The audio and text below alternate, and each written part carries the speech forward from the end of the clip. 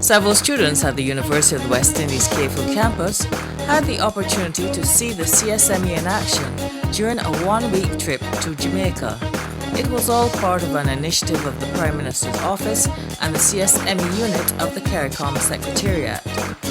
Before they left the island, they met with Prime Minister Freundel Stuart, who gave a brief overview of the CSME in his capacity as lead CARICOM head with responsibility for this portfolio. Now, so far as the CSME is concerned, as I said earlier in my introductory remarks, we have been hearing over the last few years about what is happening with CSME. We've heard anguished questions asked. So what is happening with CSME? Where is it going? And so on. And the more one hears these questions, the more inclined one becomes to believe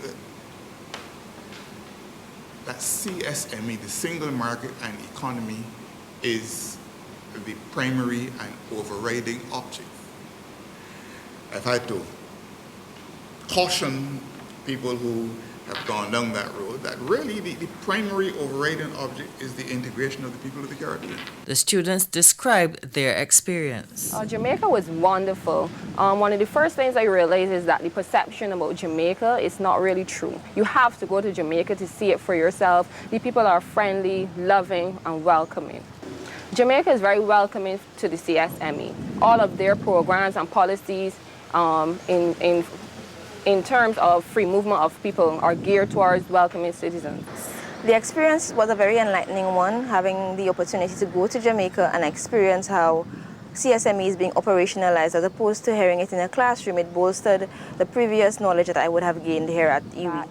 Usually students my age and persons in general do not have a chance to engage with the persons who are integral to the functioning of CARICOM, and what we got was to actually sit down with persons who are in charge of these various organizations and have chats with them and ask them really how CARICOM has affected them and how different legislations have affected them personally. Just being privy to information that we will not have otherwise been allowed to have access to. Specifically, I worked within the regime of services, and I was pleased to see how Jamaica, through its operations, was able to expand within the region, the best practices that they were able to utilize, and seeing regional expansion not necessarily from a perspective of the Commonwealth Caribbean, but utilizing other countries from the Spanish-speaking Caribbean and making synergies possible to expand their businesses. And what advice would she give other students who want to make the most of their opportunities?